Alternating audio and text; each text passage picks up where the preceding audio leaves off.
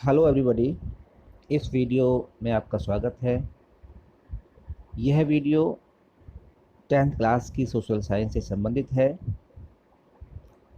इसमें हम political science के चैप्टर 4 को डिस्कस करेंगे। चैप्टर का नाम जेंडर, रिलीजन एंड कास्ट है, जिसे हिंदी में लिंग, धर्म और जाति के नाम से जाना जाता है। यह वीडियो पार्ट 2 है। जो पहला वीडियो था पार्ट 1 था, और अब ये पार्ट 2 वीडियो है। पार्ट 2 वीडियो को डिस्कस करने जा रहे हैं। इस वीडियो में हम धर्म के बारे में फोकस करेंगे, क्योंकि पहले वीडियो में लिंग के आधार पर भेदभाव और लिंग के आधार पर महिलाओं के साथ असमानता का व्यवहार और उनके पिछड़ेपन के बारे में चर्चा की थी। लेकिन इस वीडियो में सामाजिक विभाजन या सामाजिक अंतर के दूसरे रूप, जो कि धर्म है, धर्म या संप्रदाय, इसके बारे में चर्चा करेंगे। तो let's start discussion about religion, communalism and politics. Topic का नाम है धर्म, सांप्रदायिकता और राजनीति। धर्म कैसे सांप्रदायिकता में बदलता है और फिर ये सांप्रदायिकता कैसे राजनीति को प्रभावित करती है, यह राजनीति सांप्रदायिकता का सहारा कैसे लेती है, और किस तरह से यह धार्मिक विभाजन राजनीतिक विभाजन की ओर ले जाता है। याद कीजिए कि किस तरह से पावर शेयरिंग वाले चैप्टर में हमने देखा कि श्रीलंका में धर्म के आधार पर वहाँ पर सामाजिक विभाजन था। एक तरफ सिंघली थे तो दूसरी तरफ तमिल थे। जो तमिल लोग थे वो या तो हिंदू हैं या फिर किसी और धर्म को फॉलो करते हैं, लेकिन जो सिंघली हैं वो बौद्ध धर्म को फॉलो करते हैं। तो वहाँ पर किस तरह से वो धर्म सांप्रदायिकता में बदला और फिर वो सांप्रदायिकता एक राजनीतिक तनाव में बदल गई थी और श्रीलंका का विभाजन होते होते बचा था। तो अब हम चर्चा करेंगे कि भाई रिलीजन क्या है, धर्म क्या है। धर्म के बारे में लोगों की अलग अलग राय होती है। कोई व्यक्ति धर्म की परिभाषा किसी तरह से दूसरे शब्दों में करता है, तो कोई व्यक्ति धर्म को दूसरे शब्दों में परिभाषित करता है। कहने का मतलब ये है कि धर्म की परिभाषा और धर्म के अर्थ के विषय में सर्वसम्मति नहीं है। सभी लोग एक ही विचार से सहमत नहीं हैं। Unlike gender differences, the religious differences are often expressed in the field of politics. Consider the following views. यह बात भी सत्य है, ये डिस्कशन हम भारत के संदर्भ में कर रहे हैं, कि यहाँ पर लिंग भेद के विपरीत धार्मिक मतभेद अक्सर राजनीति के क्षेत्र में व्यक्त किए जाते हैं। क्योंकि लिंग का जो भेद है वो राजनीति में उसका उतना ज़्यादा असर नहीं है जितना कि धार्मिक मतभेद का है। As we know, the people belonging to different religions live in India. Bharat एक ऐसा देश है जो विविधताओं से भरा हुआ है। A country that is full of diversities. These diversities are found on the basis of religion, caste, languages, etc. So in this video, we are focusing on religion, religious differences. How religious differences are expressed in politics. What is the view of different people, different intellectuals, different political leaders regarding religion? It is also a matter of study. So let's see the views of India's greatest leader during freedom struggle, that was Mahatma Gandhi, who used to say that religion can never be separated from politics. What he meant by religion was not any particular religion like Hinduism or Islam, but moral values. So here Gandhi ji focused on moral values. Moral values के ऊपर ज़्यादा ध्यान था उनका. He believed that politics must be guided by ethics drawn from religion. विश्व में पहले से ही धर्म और राजनीति को लेकर एक चर्चा चल रही थी. धर्म और राजनीति का आपस में क्या संबंध होना चाहिए, क्या ये इनमें संबंध होना भी चाहिए कि नहीं, क्या ये एक दूसरे से जुड़े होने चाहिए. तो इस बहस को, इस चर्चा को बहुत पहले ही 15वीं शताब्दी में मैकियावेली ने स्टार्ट कर दिया था. और मैकियावेली ने धर्म को राजनीति से बिल्कुल अलग करने की वकालत की थी. ही advocated for separation of religion from politics. धर्म और राजनीति का आपस में कोई लिंक नहीं है, कोई संबंध नहीं है. धर्म एक अलग क्षेत्र है, राजनीति एक अलग क्षेत्र है. इसलिए धर्म को राजनीति में कोई दखल नहीं देना चाहिए. ऐसा विचार मैकियावेली ने प्रस्तुत किया था. मैकियावेली जो कि बहुत ही नामी, बहुत ही प्रसिद्ध पॉलिटिकल थिंकर रहे हैं, जिनको हम वेस्टर्न पॉलिटिकल थिंकर के नाम से जानते हैं. लेकिन जहाँ तक हम भारत की बात करते हैं तो भारत में भी इस विषय में मतभेद था.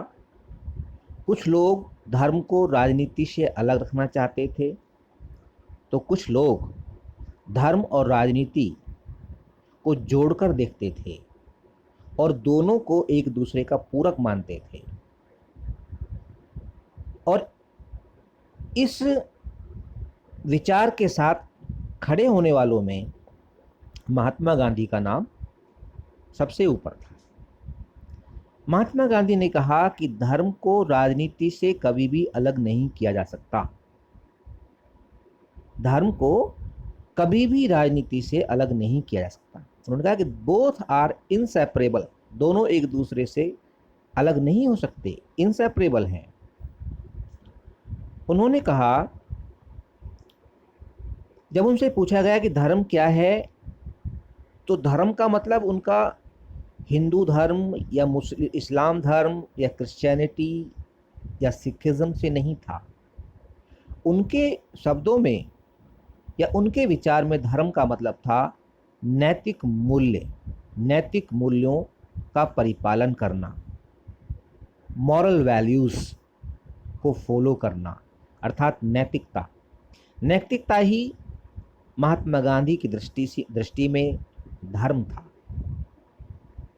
ठीक है, हम मंदिर में जाएं, मस्जिद में जाएं और जो हमारे धार्मिक कर्मकांड हैं उन्हें करें और उनके अनुसार हम शासन चलाएं, ऐसा गांधी जी नहीं सोचते थे.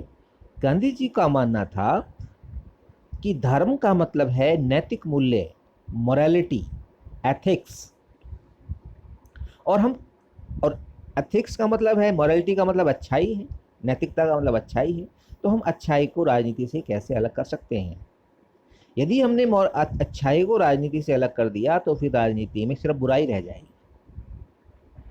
और राजनीति सिर्फ और सिर्फ एक संघर्ष बन के रह जाएगी, जिसमें संघर्ष होगा सत्ता प्राप्त करने के लिए, और जिनके पास सत्ता है वो सत्ता को छोड़ना नहीं चाहेंगे, दूसरे लोग उस सत्ता को पाना चाहेंगे, और इसके लिए अनैतिक क्रियाकलापों का भी सहारा लिया जाएगा, जो कि अनुचित है, गलत है। ऐसा गांधी जी की सोच थी, उसका गांधी जी का मानना था।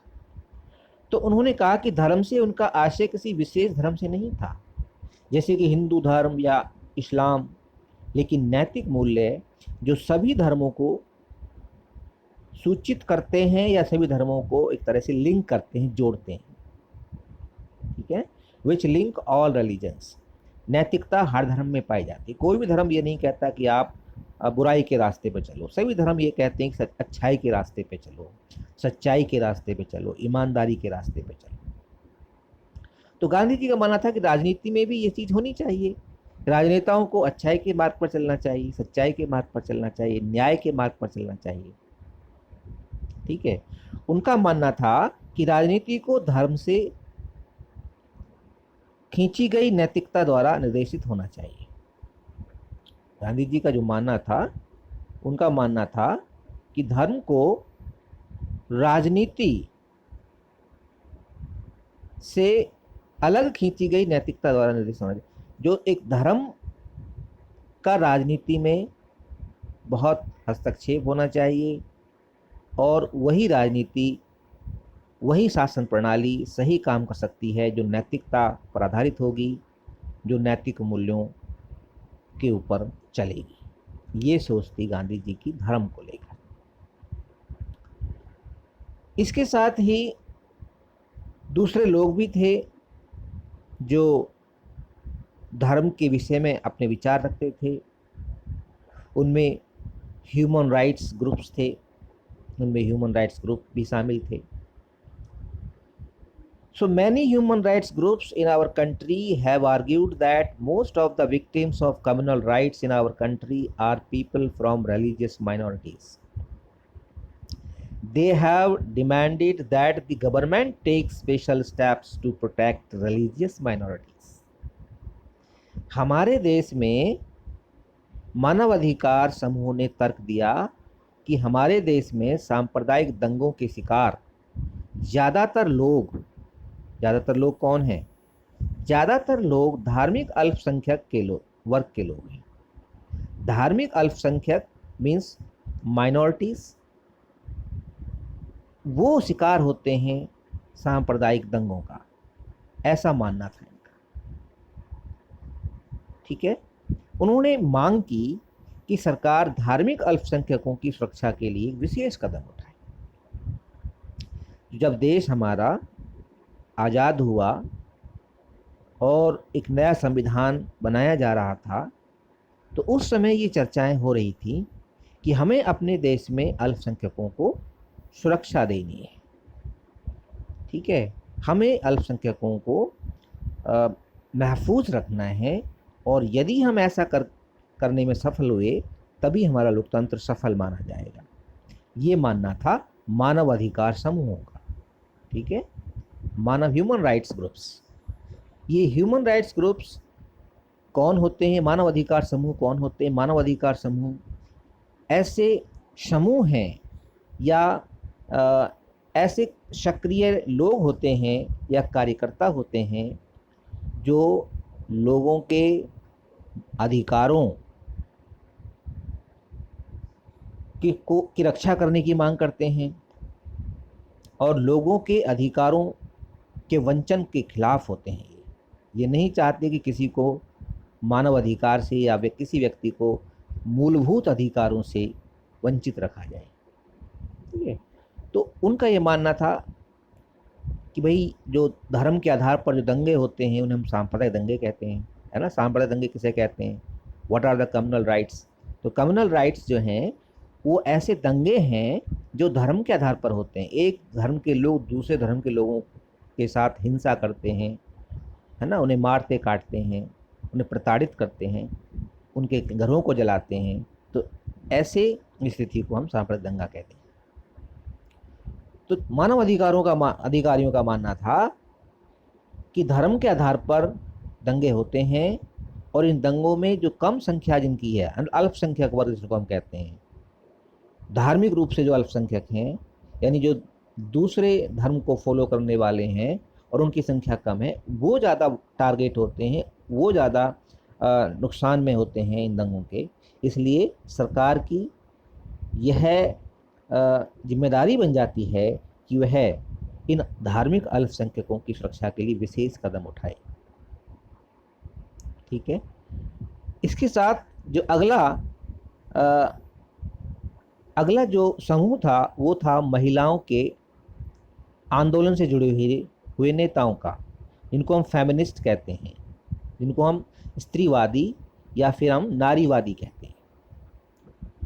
नारीवादी आंदोलन ने भी तर्क दिया है कि सभी धर्मों के परिवार कानून महिलाओं के खिलाफ भेदभाव करते हैं। इसलिए उन्होंने मांग की है कि सरकार को और अधिक न्याय संगत बनाने के लिए इन कानूनों को बदलना चाहिए। यानी कि जो महिला आंदोलनकारी थे या जो फेमिनिस्ट थे, उन्होंने भी ये माना है कि धर्म परिवार के कानून जो हैं वो धर्म से जुड़े हुए होते हैं, और ये जो कानून है जो धर्म पर आधारित होते हैं ये महिलाओं के खिलाफ हैं। इसलिए सरकार इन्हें न्याय संगत बनाए, इन कानूनों को बदले।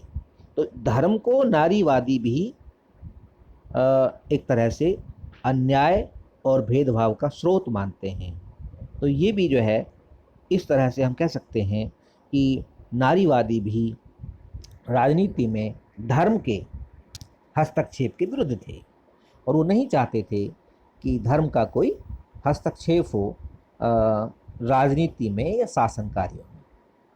तो women's movements which are known as feminist movements has argued that family laws of all religions discriminate against women.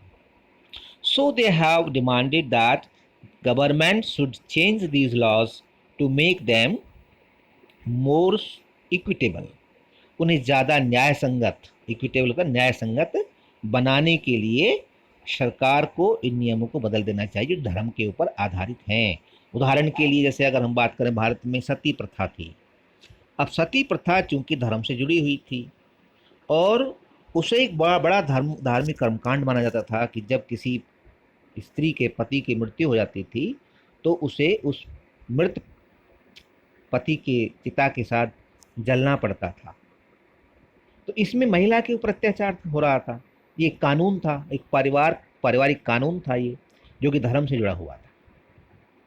बहुत सारे ऐसे कानून, धार्मिक कानून थे जो महिलाओं को एक तरह से अन्याय की गहरी खाई में धकेलते थे। महिलाओं को शिक्षा से वंचित किया गया था, वो भी धार्मिक कानून की आड़ में, धर्म की आड़ में, कि महिलाओं को पढ़ने का अधिकार नहीं है। ठीक है, महिलाओं को शिक्षित करने का अधिकार नहीं है।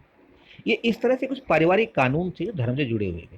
तो इसलिए इन कानूनों का महिला कानून आंदोलनकारियों ने विरोध किया। तो इस तरह से हम देख सकते हैं कि किस तरह से धर्म और राजनीति के संबंधों को लेकर के अलग अलग राय या अलग अलग मत प्रकट हुए।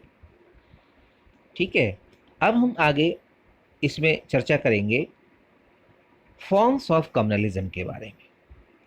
कि ये आगे, इसमें हमने पीछे देखा कि धर्म के बारे में चर्चा की है, अब हम डिस्कस करेंगे कम्युनलिज्म के बारे में। ये कम्युनलिज्म क्या होता है, ये सांप्रदायिकता किसे कहते हैं, और इस सांप्रदायिकता के कौन कौन से रूप होते हैं। ठीक है, what are the forms of communalism, explain और define communalism and its various forms. ये क्वेश्चन हो सकता है कि सांप्रदायिकता का अर्थ बताइए और इसके विभिन्न रूपों का वर्णन कीजिए। First of all we will define communalism, कि ये सांप्रदायिकता किसे कहते हैं, कम्युनलिज्म होता क्या है। सांप्रदायिकता एक तरह से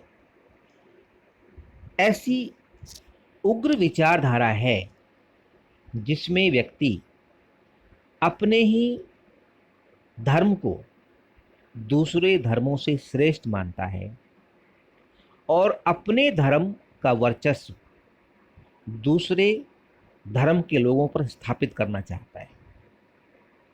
तो एक ऐसा विचार है सांप्रदायिकता जो धर्म पर आधारित है, जिसमें एक धर्म दूसरे धर्म पर अपना वर्चस्व स्थापित करने का प्रयास करता है और आगे जाकर के इसका जो विभत्स रूप या इसका जो सबसे जो निकृष्ट रूप या घटिया रूप सामने देखने में आता है, वो सांप्रदायिक दंगों के रूप में आता है, जब व्यक्ति धर्म के आधार पर एक दूसरे से नफरत करता है, एक दूसरे के मन में हैटर्ड फीलिंग्स आ जाती हैं, तो ये सांप्रदायिकता बन जाता है। ठीक है, तो इसके क्या रूप हो सकते हैं?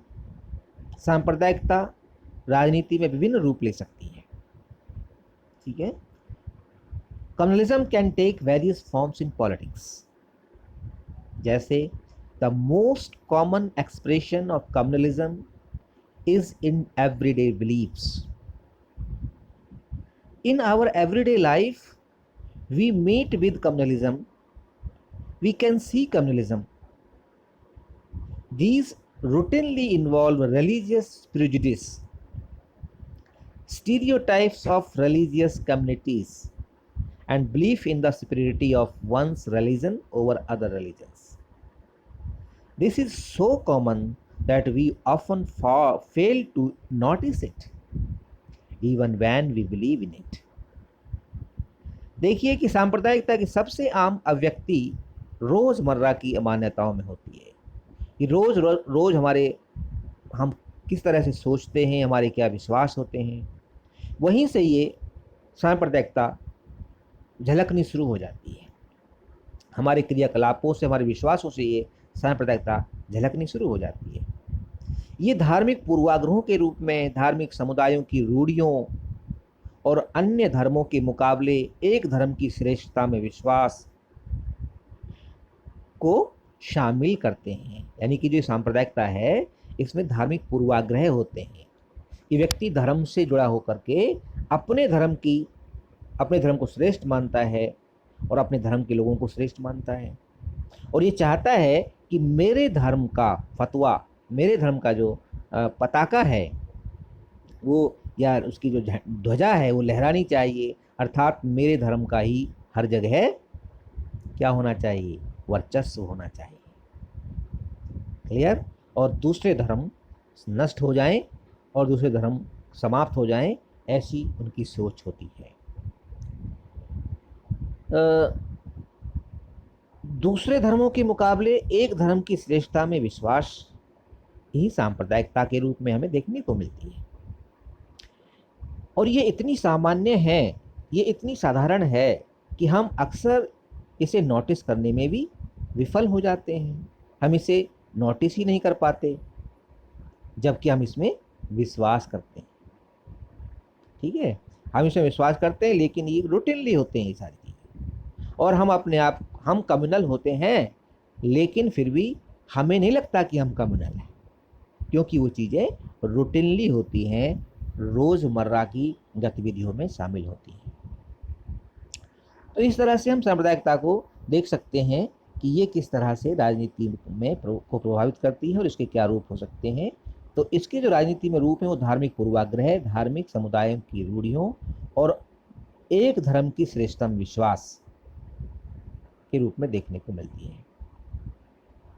दूसरा जो इसका रूप है वो क्या हो सकता है? A communal mind often leads to a quest for political dominance of one's own religious community. For those belonging to majority community, this takes the form of majoritarian dominance. Majoritarian dominance means the dominance of the community which is in the majority. Means the community having the largest population. Majority तो उसी को कहते हैं ना, जिसकी संख्या सबसे ज़्यादा है। ऐसा समुदाय जिसकी संख्या ज़्यादा है उसे हम मेजॉरिटी कहते हैं। तो मेजॉरिटेरियन डोमिनेंस में बिलीव करने लग जाते हैं लोग, और ये सोचते हैं कि हमारी समुदाय का ही बोलबाला होना चाहिए, उसी का प्रभुत्व और वर्चस्व होना चाहिए। पहले तो वो समाज में इस वर्चस्व को स्थापित करने का प्रयास करते हैं, और फिर धीरे धीरे उसे राजनीति में भी स्थापित करने का कोशिश करते हैं। और राजनीति में धार्मिक वर्चस्व को स्थापित करने का मतलब है कि मेरे ही धर्म के लोग शासन में हों, मेरे ही धर्म के लोग शासन चलाएं, ठीक है, और हमारे धर्म के लोगों के लिए नीति बनाएं, निर्णय लें, उनके लिए फायदा पहुंचाएं, लाभ पहुंचाएं। यह जब सोच आ जाती है तो यह राजनीति को दूषित कर देती है, राजनीति को पॉल्यूटेड कर देती है। क्लियर? तो एक सांप्रदायिक दिमाग अक्सर अपने स्वयं के धार्मिक समुदाय के राजनीतिक प्रभुत्व की तलाश करता है, ठीक है। एक सांप्रदायिक दिमाग यानी कि कम्युनल माइंड का जो व्यक्ति है, वो अक्सर ये देखता है, अक्सर ये सोचता है कि मेरा अपना धार्मिक समुदाय राजनीतिक प्रभुत्व स्थापित करे, अर्थात मेरे ही धर्म के लोगों का शासन में वर्चस्व हो। क्लियर? वही बड़े बड़े पदों पर आसीन हो, बड़े बड़े पदों पर वो बैठे हुए हों, मंत्री वही हो, प्रधानमंत्री वही हो, ठीक है, यानी कि सभी महत्वपूर्ण पद मेरे ही धर्म के लोगों के पास हों। ऐसी सोच एक तरह से सांप्रदायिक राजनीतिक सोच कहलाती है। बहुसंख्यक समुदाय से संबंधित लोगों के लिए यह प्रमुख प्रभुत्व का रूप ले लेता है, ठीक है। इसको हम क्या कह सकते हैं? मेजोरिटेरियन डोमिनेंस, यानी प्रभुत्व का रूप, यानी जिनकी संख्या ज़्यादा उन्हीं का प्रभुत्व होना चाहिए। श्रीलंका में हुआ, श्रीलंका में मेजोरिटेरियन गवर्नमेंट ही तो है, और वहाँ सिंहलियों का किस तरह से वर्चस्व है दूसरे समुदायों के ऊपर, ये हमने देखा। और फिर वो समाज से निकल कर के वो वर्चस्व राजनीति में स्थापित किया गया। राजनीति में कुछ ऐसे निर्णय लिए गए जिससे कि सिंहलियों का प्रभुत्व और मजबूत हो, तमिलों को और दूसरे जो समुदाय हैं उनको वहाँ पर दबाया गया, सप्रेस किया गया, ठीक है। तो ये सब किसकी वजह से था? ये सब सांप्रदायिक सोच की वजह से था, और इस सांप्रदायिक सोच को राजनीति में भी लेकर आई थी। तो ये बहुत विभाजनकारी होता है, बहुत देश की एकता और अखंडता के लिए खतरनाक होता है, और इससे देश के टुकड़े भी हो सकते हैं।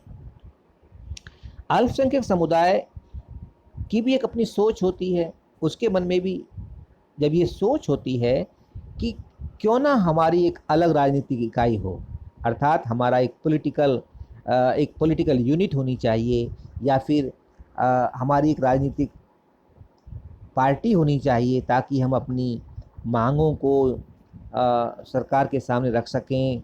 या फिर वो आगे सोचकर, उनकी सोच इस तरह से बढ़ जाती है जब उनके साथ ज़्यादा अन्याय और अत्याचार होता है तो वो अलग देश बनाने की भी सोचने लग जाते हैं, जिसको अलगाववाद कहते हैं।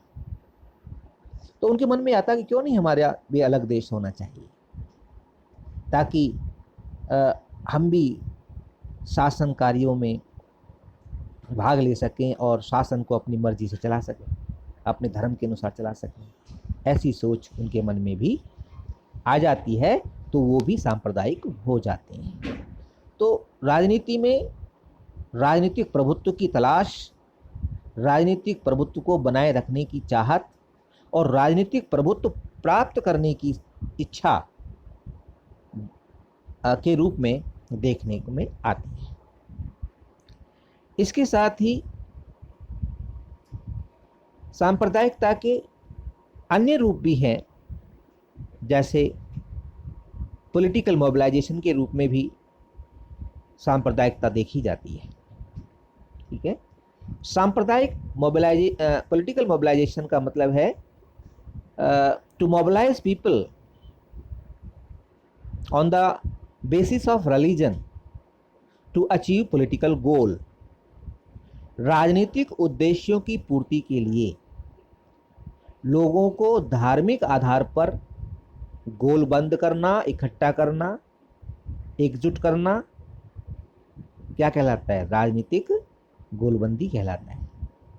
और धर्म के आधार पर लोगों से वोट मांगना, है ना, ताकि उनका यही सोच होती है कि आप यदि हमें वोट देंगे तो हम जो है हमारे धर्म के लोगों को शासन में जाने का मौका मिलेगा, अवसर मिलेगा, शासन हमारे हाथ में होगा और फिर हम आपके लिए बहुत ही अच्छे काम करेंगे। इस तरह से लोगों को गुमराह करके वो शासन में आने का प्रयास करते हैं और कई बार वो फिर जब शासन में आ जाते हैं तो अपनी इच्छा के अनुसार, अपने धर्म के अनुसार शासन को चलाने का प्रयास भी करते हैं। Political mobilization on religious lines is another frequent form of communalism. Communalism का दूसरा एक अलग जो फॉर्म है जो निरंतर जारी है वह है राजनीतिक गोलबंदी, धार्मिक आधार पर राजनीतिक गोलबंदी। This involves the use of sacred symbols, religious leaders, emotional appeal, and planned fear in order to bring the followers of one religion together in the political arena. ये लोग ये जो पॉलिटिकल मोबिलाइजेशन के लिए क्या क्या करते हैं, पॉलिटिकल मोबिलाइजेशन के लिए ये अक्सर कुछ पवित्र प्रतीकों का सहारा लेते हैं। ठीक है, झंडे का सहारा ले सकते हैं या फिर किसी देवता का प्रतीक चिन्ह हो सकता है उसका सहारा ले सकते हैं। इसी तरह से वो धर्म गुरुओं का भी सहारा लेते हैं। धर्म गुरुओं से अपने पक्ष में अपील करने के लिए कह सकते हैं। धर्म गुरु वो बाबा भी हो सकते हैं, अगर हम हिंदू धर्म की बात करें तो बाबा हो सकते हैं, संत हो सकते हैं, और अगर इस्लाम की बात करें तो मौलवी हो सकते हैं। ठीक है, वो लोगों से अपील करते हैं कि आप इस व्यक्ति को या इस पार्टी को वोट दीजिए, यही हमारी सच्ची हितैषी है। तीसरा फॉर्म क्या हो सकता है, they can make emotional appeal. वो लोगों से इमोशनल अपील भी कर सकते हैं, भावनात्मक अपील भी कर सकते हैं। धर्म के आधार पर भावना, हमारा धर्म खतरे में है, हमारा धर्म जो है, हमारे धर्म के लोगों के साथ बड़े अत्याचार हो रहे हैं, हमें एकजुट होना पड़ेगा, तभी जो है हमें राजनीतिक शक्ति प्राप्त होगी, और राजनीतिक शक्ति प्राप्त होगी तो फिर हम अपने धर्म के लोगों का कल्याण करेंगे, हमारा धर्म मजबूत होगा। इस तरह की अपीलें लोगों के बीच में जाकर के वो करते हैं। या फिर एक और उनका एजेंडा या तरीका होता है, वो होता है प्लान फेयर, मतलब लोगों को डर दिखाते हैं दूसरे समुदाय का। कहते हैं कि अगर आप लोग एकजुट नहीं हुए तो दूसरे धर्म के लोग हमारे ऊपर हावी हो जाएंगे, वो हमें दिन दहाड़े हमारे साथ एक तरह से गलत काम करेंगे, वो हमारे घरों में लूटपाट करेंगे। ठीक है, क्योंकि सरकार उनकी होगी और सरकार उन्हें खुली छूट दे देगी, और इस तरह से हमारा अस्तित्व संकट में पड़ जाएगा, हमारा मान सम्मान, हमारी मर्यादा कुचल दी जाए। इस तरह की जो है अनर्गल बातें बता करके वो लोगों को डराते हैं, ताकि लोग राजनीतिक रूप से उस पार्टी के साथ या उस व्यक्ति के साथ जुड़ जाएं। Clear? In electoral politics, this often involves special appeal to the interests of emotions of voters of the one religion in preference to others. चुनावी राजनीति में यह अक्सर इसमें किसी एक धर्म के मतदाताओं के हितों या भावनाओं की विशेष अपील होती है। जैसे मैंने पहले बताया कि चुनाव जीतने के लिए नेता या पार्टियां धर्म विशेष के लोगों से अपील करती हैं कि आप हमें वोट दीजिए, इस धर्म के या आपके धर्म के हम ही सच्चे हिमायती हैं और रखवाले हैं, धर्म रक्षक हैं, और ये लड़ाई चुनाव जीतने के लिए लड़ाई नहीं है, बल्कि ये धर्म युद्ध है ना। इसे धर्म युद्ध, कोई धर्म युद्ध का नाम देता है तो कोई जिहाद का नाम देता है। ठीक है, और उदाहरण के लिए जैसे कि इस्लामिक ISIS एक ऐसी संस्था है जो आतंकवादी संस्था है, और ये संस्था जो है अरबियन कंट्रीज से चलाई जा रही है। इस्लामिक जो कट्टर सोच के लोग हैं, जिसका नाम जो है बहुत ही बड़ा आतंकवादी वो रहा है, और उसकी सोच यही है कि दुनिया में इस्लामिक स्टेट की स्थापना हो या इस्लाम का वर्चस्व स्थापित हो। ठीक है, इस तरह की सोच सांप्रदायिक सोच है और उस सोच को वो राजनीति में, चुनावों में बुनाने की कोशिश करते हैं।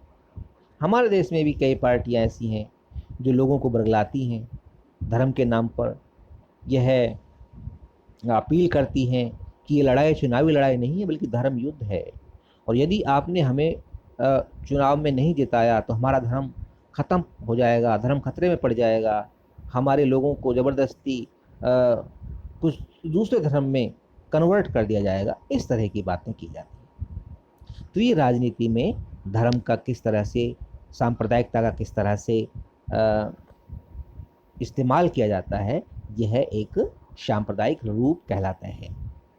इसके साथ ही अगला जो रूप है सांप्रदायिकता का, वह है कभी कभी सांप्रदायिकता जब आगे ज़्यादा बढ़ जाती है, जब राजनीतिक उद्देश्यों की पूर्ति नहीं होती कुछ नेताओं की, तो फिर वो ओछे हथकंडे अपने लग जाते हैं, फिर वो घटिया किस्म की राजनीति पे उतर आते हैं। फिर लोगों को उन्हें लगता है कि हम तो जीत नहीं रहे हैं, हम उनका मकसद सिर्फ चुनाव जीतना है, उनको धर्म से कुछ मतलब लेना देना नहीं होता है।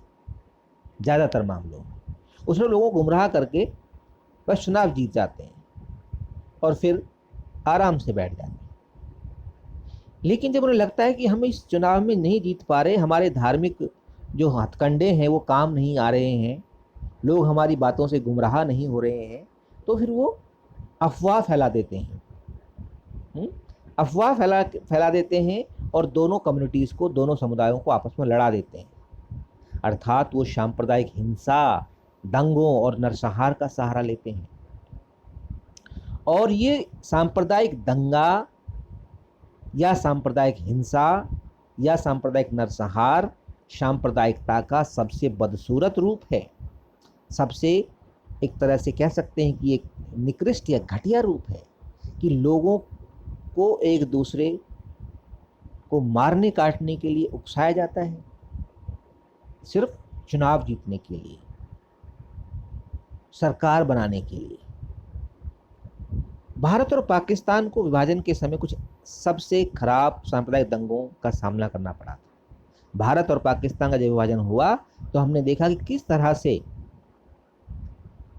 भारत में बड़े पैमाने पर सांप्रदायिक दंगे हुए थे और इसमें करीब 10 लाख लोग मारे गए थे, जिनमें मुस्लिम भी शामिल थे, जिनमें हिंदू भी शामिल थे, जिनमें सिख भी शामिल थे।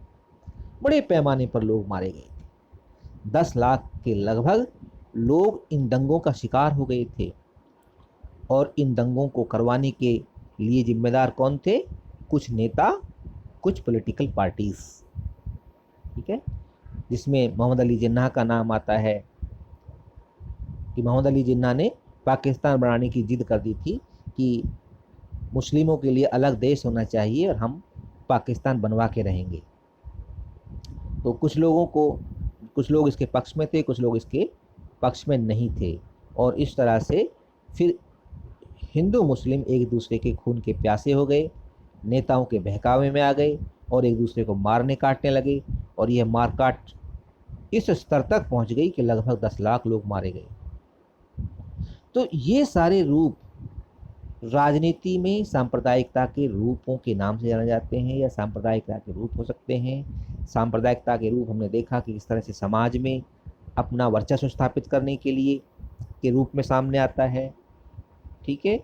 और हमने ये देखा कि किस तरह से राजनीति में राजनीतिक गोलबंदी, धर्म के आधार पर राजनीतिक गोलबंदी के रूप में सामने आता है, और हमने ये देखा कि यह सांप्रदायिकता का जो घिनौना रूप है वो सांप्रदायिक हिंसा के रूप में, सांप्रदायिक दंगों के रूप में और जेनोसाइड या नरसंहार के रूप में भी देखने को आता है या मिलता है।